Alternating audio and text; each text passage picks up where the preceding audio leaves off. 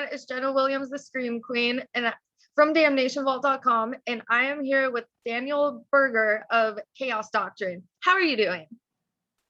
Hey, Jenna, so nice to talk to you finally, after I know. years and years of trying to do this. Finally, and we have Damnation Vault like all up finally, which is awesome. That's so amazing. It's about time. I know, right? Right. Right. All right. Well, you have your newest album, and geez, and so they lie. Geez, why am I blanking out on that? It's so early in the morning for me. I'm so sorry. Time differences, time differences make interviews exciting. The album is called And in the Beginning They Lied. And in the beginning they lied. Oh my God.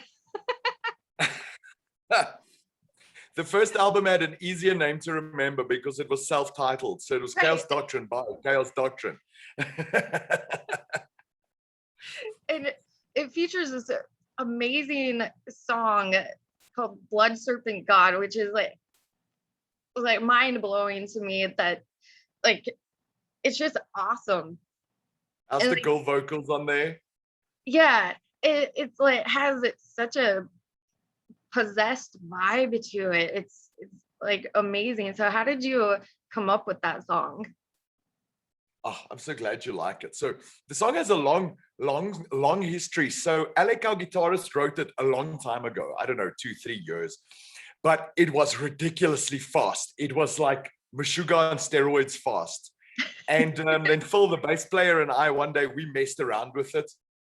And I'm like, let's try it this way. And so we reworked it, and it came out with that like steam train groove that it has, And yeah, I'm huge into ancient aliens. I'm huge into South American myth and stuff. So I was like, let's make the song about that. It's all about sacrifice. It links back to the title of the album. It's all about just fucking metal stuff, And then Anna Hell did vocals for us on that with me, which is also a long, interesting story. There's a track on the album called Father Grigori, which I wanted to do in Russian. And a friend connected me with Anna, and Anna connected me with somebody else called Dimitri, who's in just a shitload of other bands. I'll try and remember some of them while we do this. And Dimitri did it for me. Dimitri, And then I said to Anna, well, Dimitri did Father Grigori for us. Do you want to do something else? And she was like, hell yeah. So I sent her Blood Serpent God, and she dug the tune because she's like really into death metal. So Nice. It just came out like a classic steam train death metal song, Yeah, it's awesome. Like the vocals just like there's so much intensity behind them, and also in Father Grigori, and that video is really cool too. I mean, it's like your screen name. It's like you do look like Dr. Demonic. And you sound like it too. Oh, well, thank you. Yeah, that video was actually made by a friend of mine. He does movies, and wow, he's won like European awards and stuff. And one day we were sitting down drinking Jack Daniels, and he's like, hey, we should make a music video. I was like, fuck yeah, let's make a music video. And then like 5 years went past. And one day I was like, hey, Pia, do you still want to make a music video? He's like, yeah, let's make a music video. So we did it. So, I mean, that was all shot in this room. We just moved everything around, and, and the rest is his magic. You won't say it's in this. I mean, it's not a little room, but it just looks huge. That video is huge. So I love it. It came out really well. It did. I mean, like you have like such a, like I said, like an intensity behind your vocals. So like who are some of your main vocal inspirations? Well, vocal inspirations. Wow. There's a list. I think Blackie Lawless is the most amazing singer in the world. I'm never even going to try that. I grew up on like LA glam, and Ozzy Osbourne. But when it comes to extreme metal, the kind of shit I do, there's a band from Greece called Septic Flesh. Okay. Their vocalist is called Spiros Antonou, and I just think that dude is like, fuck. Like everything that comes out of his mouth is just insane. So I would say as far as extreme metal vocals go, that dude is like right up there. There's also obviously we did Black Friday Bedlam, and we had backing vocals by the Monster Man from Entombed and from Project Hate and Grave, etc., etc. We'll let the name slip a little bit later. And he is just him too. His vocals are just crazy. There's so much hate in there, you know. So it's really, I think, extreme metal vocals, those two guys. But in terms of what I listen to every day is a lot less extreme than what we play. I also really like Peter Doctrine from Hypocrisy. I think his extreme vocals are crazy, and I love Pain too. I mean, obviously we're an industrial band, so I love Pain as well. Nice. Yeah. What would you like? What drew you to doing extreme vocals? That's a question I have to go back to like 94, you know. I was 16 years old and we were just jamming, you know, when you're kids and you're playing, and my guitarist started playing the riff to Walk, you know. And we didn't have a vocalist. We were like three guys messing around. I was still playing bass back then in a band called Bedlam. And I didn't have a microphone. So I just started screaming the vocals to Walk.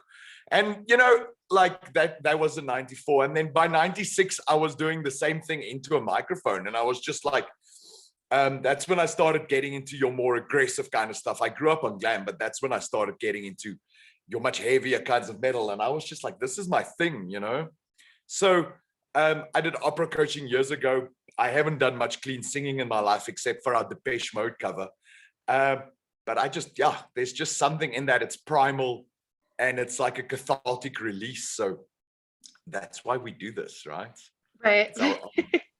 The power of Pantera too, right? Oh, dude. I think you and I can have a whole day conversation on Pantera, I'm convinced, and a whole day conversation on Slayer. So yeah.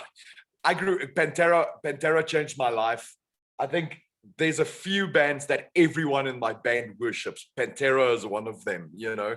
And it's just there will never be another Pantera. There was never a Pantera before Pantera. And it's one of those things that's like, if the world could just have one more Pantera album, it would be a better place. You know, like White Zombie. If there was just one more White Zombie album, the world would be a better place. Or even another Pantera song, even if it's unreleased. Just one song. Just one song that they find on a tape somewhere. You know? Yeah, I'm with you, man. I'm with you. I mean, I remember hearing the first Pantera song I ever heard. I was 16 years old and it was Fucking Hostile. And now keep in mind that by this stage, I've listened to Guns N' Roses and Motley Crue and like a bit of Nirvana because it was the 90s, right? And I was like, holy shit, what is this? I need to get more of this. And I taped it and I went home and I listened to it on a tape, and my mother walked in and she's like, what the hell are you listening to? And I was like, it's the radio. Don't worry about it. You know, at that stage, the heaviest shit I've heard was Painkiller by Judas Priest. And Fucking Hostile. Oh my God. Anyway, so Pantera has a huge influence on us too. I don't know how much you hear it. I think sometimes our riffs get a bit obscured by my vocals, a bit obscured by you know, the industrial elements and stuff. But that groove of Pantera is definitely, it's a driving force behind us, along with so many other influences, you know? Yeah, because you can definitely hear the groove in it for sure. Like Blood Serpent God, especially. I mean, that kind of groove that we're driving there. I think a lot of our other stuff is a bit more thrashy, you know, a bit more old school, but there's a couple of songs where that groove comes out, I hope at least, you know? Yeah. As a homage to the brothers. Yeah. And like, what are some of your Slayer inspirations? Oh my God. Like, don't get me started on Slayer. Like that, you know. I said to my girlfriend this morning, all I want to do today is talk to you about that time you met Gary King. That can be the interview. I'm happy with that. I mean, we're in South Africa, dude. Like, I saw Slayer in 2010. I went to Canada and I saw Slayer, you know, original lineup. It was just after Tom's surgery. And like, that was the defining moment of my life. Like, nothing can ever be cooler than that. But Slayer, my first Slayer was Seasons. And again, keep in mind, I grew up on glam metal. So like that was the only Slayer I could relate to. And I got a bit older and I started listening to South of Heaven. And then one day, like Rain and Blood settled in, and then it was like God Hates Us All, and it was like Christ Delusion just came out then, and it was like, oh my God, I'm a disciple, you know, like fuck, I've got 3 Slayer tattoos. I think that might be enough. I don't know. I'm still thinking about it. But yeah, awesome. Slayer is huge for me and my bass player Phil and previous band members. We're just like full on Slayer heads, you know. Nice. Yeah, Slayer. Oh, like they Oh my were God. my first, like one of my first metal, like live metal experiences at Oh my Ozfest, God. and it was just mind blowing. And I think that is why, like, I became obsessed with going to concerts and doing interviews, because I was like, oh my God, I just have to be involved. Yeah. And you know, when I saw Slayer, dude, a Testament opened. And now keep in mind, I'm from Africa. Right. I'd seen a couple of international bands. I'd seen Lamb of God, and you know, I've seen bands like Behemoth and Sepultura, etc., etc. And so Testament opens, and it's like at that stage I wasn't a huge Testament fan. I am now, but at that stage it was like, hey, this is cool. And then Megadeth came on, and Megadeth played Rust in Peace back to back. And I was a huge Megadeth fan, dude. When I was a kid in school, the Rust in Peace album I listened to probably 1,000 times. And I was like, how is Slayer going to top Megadeth playing Rust in Peace? And all they had to do was like play one chord, and it like my head exploded. It was so loud, and it was just, and you know, Slayer doesn't do stage shit. You know, they've got a bit of lights and maybe a teeny bit of fire, you know.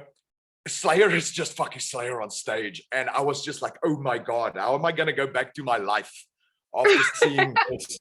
They played, this is actually where the shirt is from now that I think about it. They played Seasons in the Abyss back to back. They opened with World Painted Blood, because that was obviously the tour.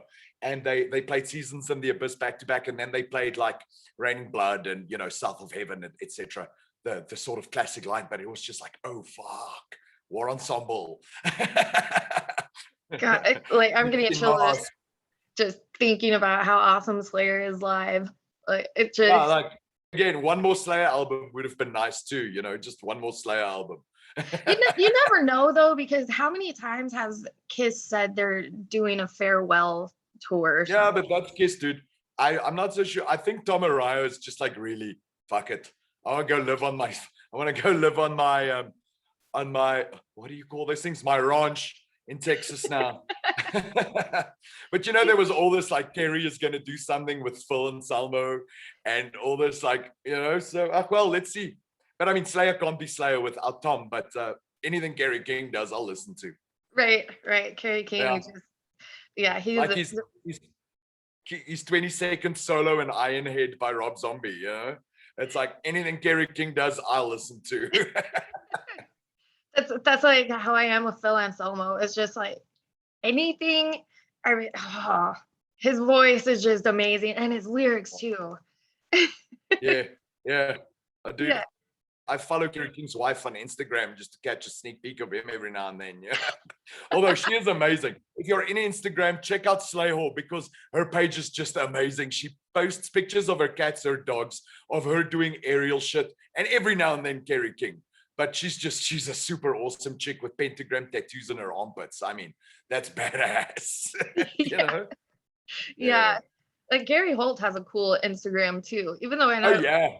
Even though he's not an original member of Slayer, like. Yeah, it doesn't matter. He's Gary fucking Holt. You know? Yeah. He's Gary fucking Holt. Like, fuck. Even if he was never in Slayer, he'd still be Gary fucking Holt. That just makes him cooler, even cooler. Yeah. Right, he goes insane on the guitar. Like his body is so into it. He just looks like he's like having an exorcism. You know, to me, Gary Holt is like right up there with any other thrash legend. You know, like he's the man. Yes, definitely. I hope we get one more Slayer show. Just one more. One more song, just one more song. Right. just like Pantera releasing an unreleased track. Come on, we know it exists. Yeah, there has to be something in a tape somewhere, you know? Somewhere. All right. So That was a good interview talking about Sam Pantera. I love it. yes, and then Motorhead in the background, like that Oh that yeah, flag is awesome I too. have a. You can't see it from here, but I've got a bathroom over there, and I've got a Pantera thing that's almost the same size. That's pictures of Dimebag and of Vinny with all the Oh, albums in between. Yeah, I made like because I didn't have any Pantera in this bigger room, so I did the entire like one side of the bathroom is just giant fucking Pantera. You know, I had oh my to. God. That's so awesome. Coolest toilet in the world. I bet. Like I have these Pantera paintings that Kelly Schaefer from Atheist actually did. And like I asked him to do one of Dimebag, and then after like I saw it, I'm just like, I have to have all of them now. It, it's just they're so awesome. I'll have to send you a picture of them. I think they're on Oh, my you must. Instagram somewhere. but I'll go check it out. but anyway, back to Chaos Doctrine. Oh yeah, I guess we need to talk about my band too now that we're doing this. right? But it's awesome talking Right. about other like the the forefathers of metal, I guess you could Gods. say. Like I Yes, don't know how else to describe our gods. gods. Yes, definitely. Or I mean, you mentioned Rob Halford too, the metal god. Oh my God. Halford. Halford. It's just nothing like Halford. No, not at all. I mean, God, Judas Priest. I know we keep going off, but Off that track. was the best show I had ever seen. Like, You know, they were supposed to come here and it got cancelled like 3 weeks before. It was so painful. So I saw Maiden here, not about, I don't know, 3, maybe 4 years ago. And that was amazing. But my God, man, I really wanted to see Halford live, you know. It's yeah, also, like I said earlier, I was at school, I was in grade 7, grade 8. And a friend of mine brought Painkiller and ran it down on tape, on cassette to school. And he's like, my brother said you must listen to this. And I took it home and like, you know, you play side A of Painkiller and the first song, Scott Travis's intro on Painkiller, and you're like, oh, sweet God, what is this? You know? yeah. And Like that is heavy metal, man. it is. It like God, the impact that he made in metal just it, it's uncomparable. Like Exactly. yeah, Exactly. it really is. It's just it's amazing that his voice still sounds so incredible too. Yeah. Yeah. Just like Bruce Dickinson. Exactly. yeah. Exactly. But all right, back to Chaos Doctrine. Yes. Yes. Just this one time. right? Right? Um like what would you say the biggest messages of your music are? Wow. Messages. I think, yeah, I write probably 98% of the lyrics. And I'm not like an evangelist, you know, in any way or form. But if I had to put one thing in there as a message, it's just fucking think for yourself, you know? So our lyrics and our song titles and stuff speak a lot about, like the album's called And in the Beginning They Lied, which is obviously like, oh my God, what are these guys telling me? And there's a lot of bullshit out in the world. And fuck, I was just watching a documentary on the Flat Earth Society. You know, that just gives you one sense of what kind of bullshit is out in the world. But that's just some people having, like, believing some shit. The true evil is the shit that we get fed by the people that we're supposed to trust, right? Yes. Our governments, the church, whoever. And the album, And in the Beginning They Lied, it's still the first bitty from Genesis, but it's not a stab at religion. It's not a stab at God. It's not God's fault. God has nothing to do with this. This is people, you know. So whether you believe in God or not is irrelevant to me because I have no problems with God. The problem is people take that and they use it as a fucking weapon to control other people. Yeah. And that be government, state. Those are obviously your two biggest things. But fuck, look, just think of the world in general. Every little bit of abuse is based on some kind of lie, whether it be a cult or whether it be school or whether it be whatever, you know. You go to any political thing, any atrocity ever committed in the world, had some kind of theory or story behind it that made it okay, you know. Right. Like the Germans didn't wake up and go, yeah, we're going to be evil people and rule the world. There was a bullshit story behind that. In South Africa, with our political history, the state used the Bible to justify the bullshit they were feeding people, and they used science to justify the bullshit people are fed. So, yeah, back to the message, just fucking think for yourself, Yeah. just think a little bit ahead, and not everything is a lie. We're not conspiracy theorists. Right. A lot of shit is just, there is actually a moon. People did go there. I was joking earlier today. It's like the moon landing could have been real, but there isn't even a moon. It's a spotlight in the sky. Anyway, just think for yourself. If you want to believe something, that's cool, but like at least have something to back that up. Yeah. Don't just believe it because somebody told you or you read it on fucking the internet. Yeah, where everything. Maybe that applies to COVID. Maybe that applies to COVID too. I don't know. Oh, don't even get me started on. Yeah, we're not going there.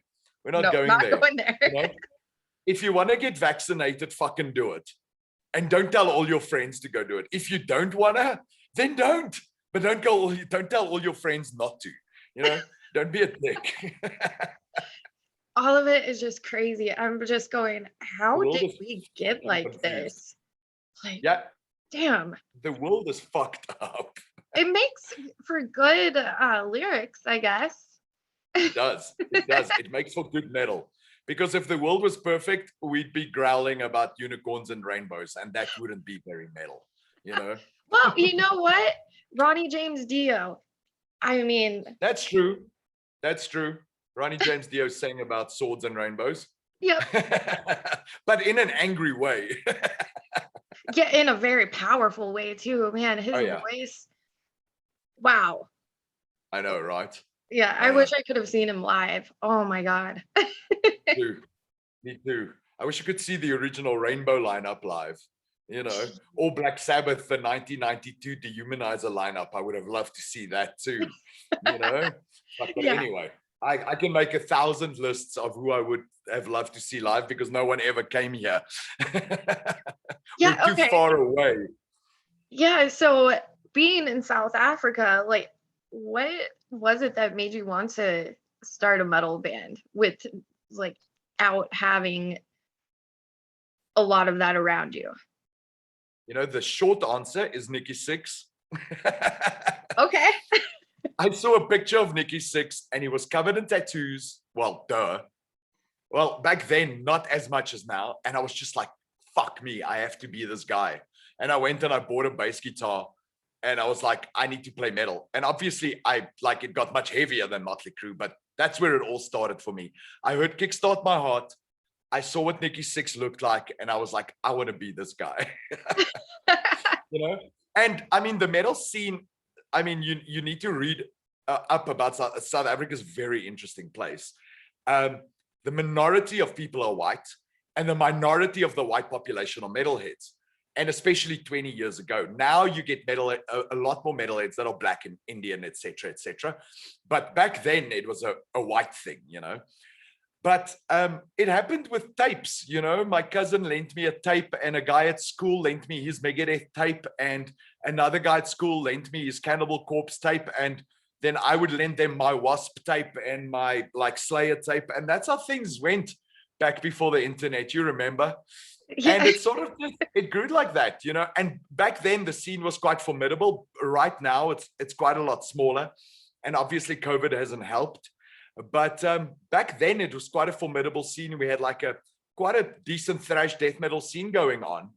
And just everybody wanted to be in bands and that sort of petered out over the years, But I've been doing it for a long, long time. It's always just been a hobby, even though it takes a lot of my time and most of my money. But it's not my full-time job, I have a grown-up job that I have to do every day, unfortunately. Right. Yeah, like you. Right. And the music just, it drives you to do these things. Yes. And the passion for it. Makes it worthwhile. Exactly. Yeah. Exactly. I always joke with my friends and I say to them, what else am I going to do with a Saturday? and what do I have to look forward to then? So, I mean, the guys in my band are like my best friends. We hang out, we drink, we play our music, we write, we record, whatever. We have 2 or 3 whiskeys and they go home. And like, that's the highlight of my week, you know, creating with like-minded guys. And my Chaos Doctrine has morphed a lot over the years. I can keep you busy for hours just on lineup changes, but our current lineup, which is sort of drummerless, we're borrowing a drummer at the moment. Yeah, there's just the three core guys in the band at the moment. We just think exactly the same. We're all Geminis sitting in our Gemini AD studios, you know, so, and we're older now, you know, so ego isn't a thing anymore. We're just like, we want to do this thing, let's do this thing. We also don't give a fuck if people don't like something. So if I want to do a Depeche Mode cover, I'm gonna, and we did. And if like a month from now, I decide I want to cover Pantera, I'm gonna, you know what I mean? Because we're not restricted by a label that says industrial metal. I don't want to be Ministry. I don't want to be Nine Inch Nails or White Zombie. I want to be Chaos Doctrine. And if I want to do a blues song like we did on our album, The Right, and make it a bit sludgy and then add in some death metal in there, then I'm going to fucking do it. And that's fun about being older and being with guys that think in a similar way, you know. Let's experiment, let's have some fun. So Okay. maybe next we'll do some country music or or speed metal, like, let's see, you know. Or mix it all up. Mix it all up, country speed metal. We'll do a Garth Brooks cover in industrial speed metal. That would be interesting. That would be interesting. Yeah, it would. Maybe we can do I Keep Break Your Heart, you know. Oh God, now I'm gonna have that song stuck in my head all day. You're old enough to get it at least. It's Miley Cyrus's dad. That's how the kids of today know him, right? It's Miley Cyrus's dad. The king of the mullet. Oh yeah.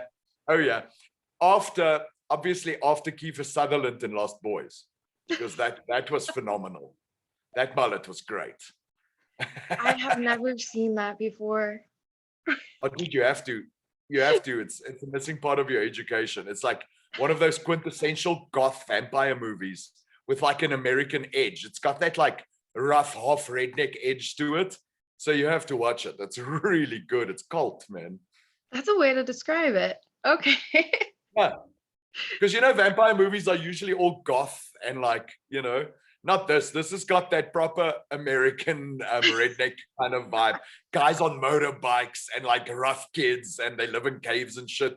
It's badass, man. It's like Keith Sutherland. I think he must have been like 20 years old or something. Check it out. I will. I'll definitely do that. What would you say has been the most memorable experience, like studio experience, creating a specific song? Has there been like, I guess, a specific song that you had the most fun recording in the studio? I think, well, if I had to list them, there's getting Jürgen Sandstrom to do vocals for us. You know, that's a mystery name from earlier. I mean, fuck, his voice is just insane on Black Friday Bedlam. For me, like my favorite studio moments is usually either doing, because I do most of the industrial looping myself, but like pinning the vocals to our song Harlot on the new album, that was a lot of fun because it's also something I hadn't done before. Wow, there's just so many, dude. It's just like, you know, every moment of creativity is special to me. So just doing the video to Father Grigori, that was also something new.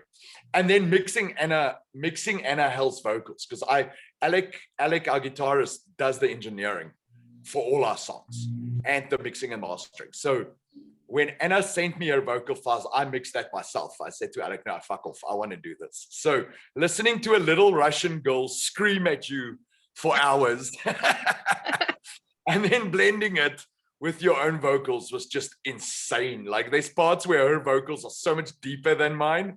And I was like, this just can't be right, man. Like I'm 6'3", you know, and she's like 5 foot something. Like this can't be right. This chick is like way heavier than I am. Fuck yeah. Fuck yeah, dude. And she's just, I don't know, you'll see on our YouTube page, there's an interview we did with her and she's just such a cool chick. I love her. I wish she was closer, you know. Moscow is really far away from me. closer than you are from me, but still very fucking far. It's amazing that metal has this impact like throughout the world though. Like it's amazing because I mean there like I'm talking to you and you're from South Africa, and then there's a lot of Russian bands, and then there's even Mongolian bands, Japanese metal, Taiwanese, like it's crazy. It's amazing. Metal is a society to itself. If you took all the metalheads in the world and you put them in a country, it would have to be a pretty fucking big country. Yeah. You know what I'm saying? Or maybe we could take over like Texas. I don't know how many there are, but we won't fit in a tiny little country. It would have to be a pretty big country, or at least one of your bigger states, if you follow what I'm saying. It's a fucking huge movement. And if we all had to like do something together, it would be insane, and nobody knows about us. We've been around for 60 years, but nobody knows about us. Best kept secret ever, except for that time Ozzy Osbourne was on MTV, The Osbournes, like that show was amazing. Yeah.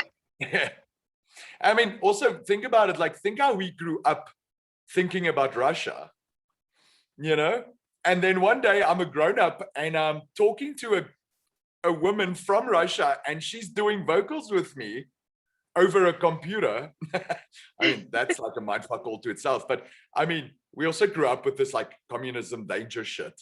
And then the next moment, I've got this super awesome Russian chick doing vocals on my album. The world is quite a mindfuck. I do love it. The internet has done a lot of bad things to music, but it's also done so much good to music, Yeah. I mean, like you have the streaming platforms, which are kind of a double-edged sword if you think about it, because I mean, all these artists post their royalty checks and it's like 6 cents they're getting, and how much money are 7 million spent.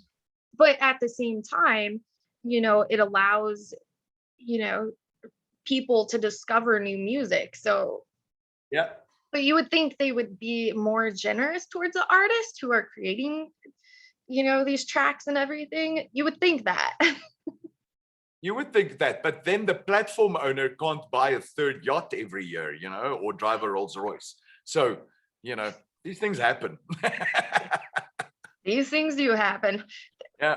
Like you said, the world is a mindfuck. It is. But it's only mindfuck we've got, so we might as well make the best of it, right? And play some metal. Yes. Yeah. Drink Jack Way Daniels. To think positive. Exactly. Exactly. You are working on some new music too. So what all is going on?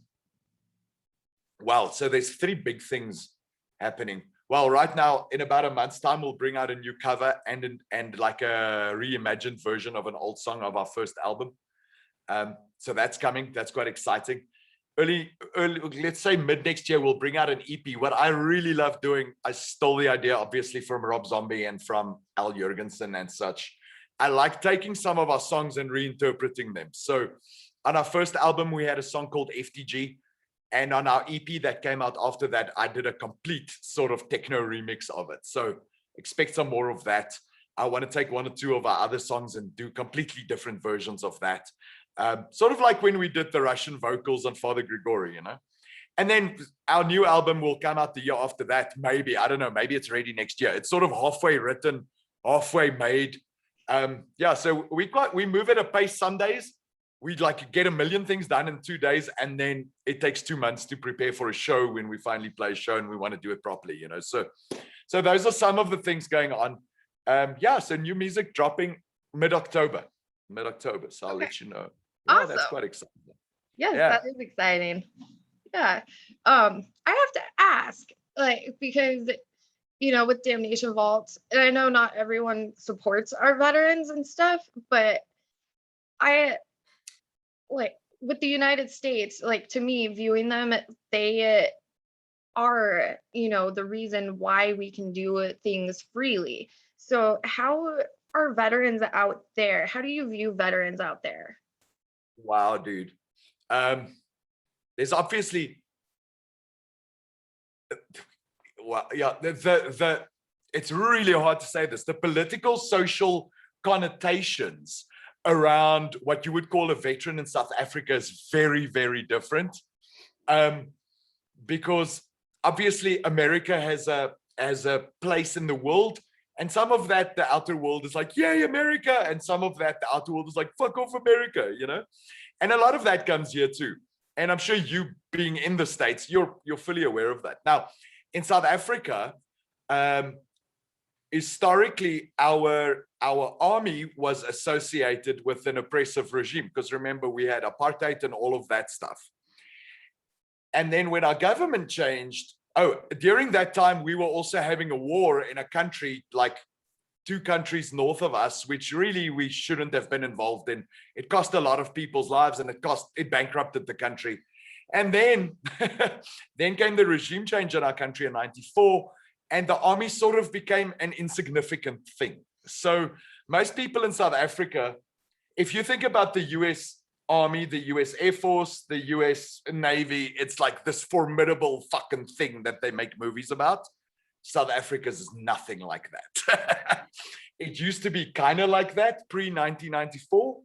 And since then, it's just become sort of a, oh my God, are you serious kind of thing. So in South Africa, what I'm trying to say is we don't have that pride. We don't have that support. And we really kind of don't see the purpose of these oaks. You know, since having Nelson Mandela as a president, we don't imagine anyone would want war with us. So the army gets called in, like with this COVID thing, when we had to sort of enforce lockdown regulations. That's when the army is important. Or when there's a bit of local issues, like when there's riots or something, that's when the army is important. Our army is not saving people's lives and liberating the suppressed in other countries. If that makes any sense to you. That's really I hope I don't get locked up in my own country for this. Oh, I just dissed the entire fucking nation army. It's interesting though to see, to listen to different perspectives, because, from the United States, I mean, they are heroes to us. And yes, and they should be, whether the war, let's say Vietnam, right? Whether you believe the Vietnam War was justified or not is fucking irrelevant. Those guys went there because their fucking government told them to, and they could have died. They probably got hurt, and a lot of their buddies died. And then they came back and we treated them like shit, So whether you believe in the war is completely fucking irrelevant. And the same with Afghanistan and the same with Iraq. They did what their country told them to do. Whether that's right or wrong is irrelevant. They went over there, they fucking risked their lives, and they came back. So treat them with some fucking respect, Yes. And that is like the message that people should fucking hear. It's not a soldier's fault if his government does stuff that the world doesn't agree with, Right, exactly.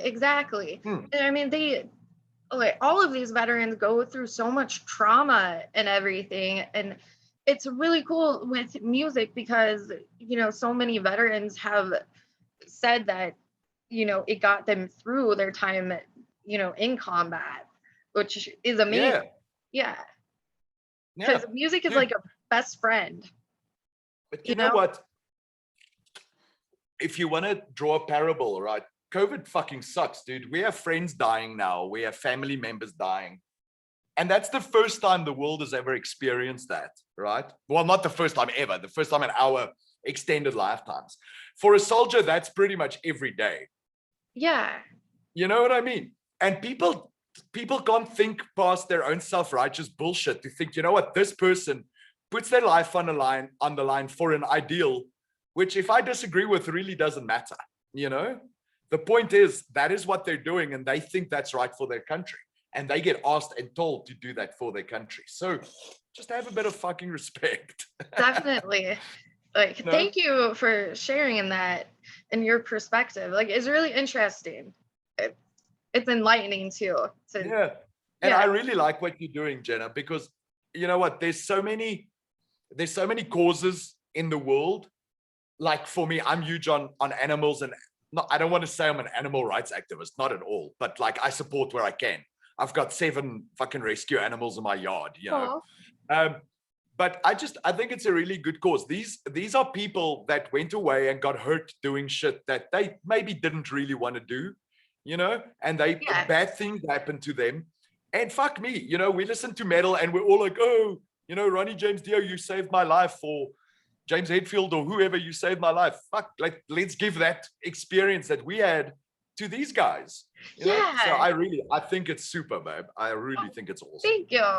Thank you. And another thing, like we're about is like mental health and how music helps bring you out of a dark state of mind. So that's exactly what I mean. Yes. Yeah. And so like what are some songs that have helped you out of a dark place? Oh my God, like if I have to go back to my teenage angst years, I think the entire Crimson Idol by Wasp. And then in my more grown-up aggression years, obviously when you're parking in traffic, there's nothing like Slayer to calm you down, But I'm being a little facetious and I'm being a little bit tongue-in-cheek, but I think just metal in general. I mean, definitely Wasp. Blackie Lawless to me is like the ultimate lyricist of all time. And just the shit he's put together, that kind of stuff resonates with me on an emotional level. But obviously, like playing metal and playing extreme metal, which is a lot more angry, I think I resonate more with, just the pure hate of Slayer and those really, really angry days. That's the kind of shit that gets you through, and calms you down and brings you back to like, fuck, this is life, Yeah, definitely. I mean, many other examples, but those two would stand out for me. Okay. Yeah. And what would you say, like what song that have you personally written that has brought you the most mental clarity? Wow. Now I have to think through this. Like I'm running through songs in my head. See, my guitarist and my Alec on guitar and Phil on bass, they actually write most of the songs because I'm just the vocalist. I've written a couple of tracks, but they do most of it. I do most of the lyrics. But if I have to think, yeah, I think it's also, I've written, if you go back to our first album, there's a song called My Demise, which is in 2 parts. And it's about like utter mental breakdown, which ends in like killing spree kind of vibes, horror movies. I think conceptualizing that kind of stuff, whether it's conscious or not at the time, it does connect with you at a very deep and personal level when you pen it down. And maybe it takes you back to some of your darkness, whatever that might be. And like I said, right in the beginning, it becomes a cathartic experience, I mean, that's what metal vocals is all about. That's what extreme vocals is all about. You can't go on stage and scream for an hour or two without at least trying to feel a little bit angry while doing it, because it's not authentic. And I think metal is all about being authentic, Definitely and honest. And doesn't mean you can't have fun while being angry, but nevertheless. You know what? Metal vocalists are some of the happiest people I know. You know why? It's because we get all the shit out. It's the same with drummers. Drummers are such chill oaks because they can't help it. They beat all their shit out. And then you're like, it's like going for a massage, right? It's the same kind of experience. When you leave there, you've been sort of released of your poisons for a while. And because vocals are so primal, I mean, you are your instrument. Because it's so primal, when you get all that out there, it is really, really like a big animalistic release. Can you still see me? Do I need to put a light on? It's getting dark. Still see you. It's dark and mysterious. It's dark and mysterious. So I dig it. This is like the true metal, true metal. Yes, it fits the vibe. Yeah, good. Let's see. What? I just had a question. Come on, brain work. It's there. You can do it, Jenna. You can do it. Gemini brain freeze. Yeah, I like to call it brain scramble moments. Yeah, but that's a Gemini's every day, the whole day. I mean, you know it, right? I know. Yeah, and then we have like I can't ever get angry at my band members because their brains work the same way as mine. So if they do something I don't agree with, I'm like, I would have probably done the same fucking thing. Right. I mean, we have the twins in our minds and everything. So exactly. Yeah. One moment we can be like super dark, and then the next moment, like, ridiculousness. Exactly. But I'm not allowed to do can bomb shit on stage anymore because it's not metal. But that can be metal though. Maybe if someone dies while you're doing it in a brutal, bloody way. That would be black metal. No, that's true. That's true. That's true. But it's funny. It's like, what do you think vocalists do at band practice while people are soloing and shit? I have to keep myself entertained, right? So I have to hop around and dance around and do some stretches. Right. Okay. So where now I got it. Got it back. Where do you draw like your inspiration from? Like some people, they go out into the woods and get, inspiration to write lyrics, or going to a concert, or just with the way the world is. So what would you say is your main inspiration for your lyrical content? I think it's a bit of a combination of, I would say, let's call it history, like writing a song like Father Grigori, which is about Rasputin.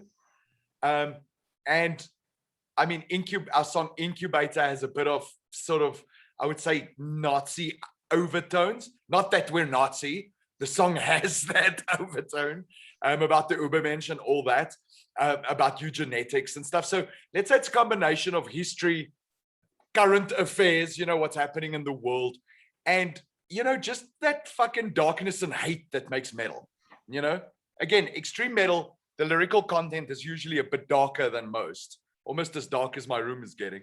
And, it's about degradation. It's about decay. It's about hate. It's about war. It's about Satan.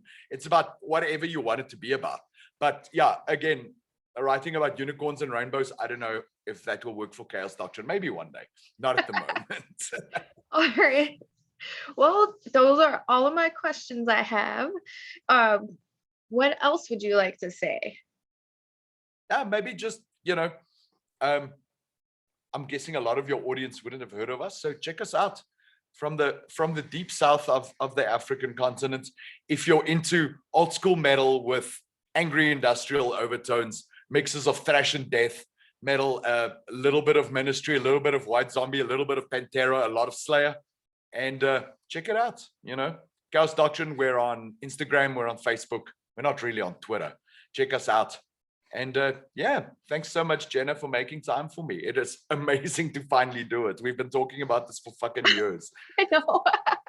Finally. And we did it. It has been amazing. So thank you for taking the time to do this. So it's been very entertaining, very fun. You are getting like darker and darker. I know, right? But I'm closer. Hold on 1 second. Just to let's just do that.